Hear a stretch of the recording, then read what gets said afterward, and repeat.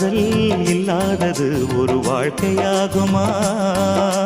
கண்கள் இல்லாமலே ஒரு காட்சி தோன்றுமா? பெண்ணை தொடாதது ஒரு பெருமையாகுமா?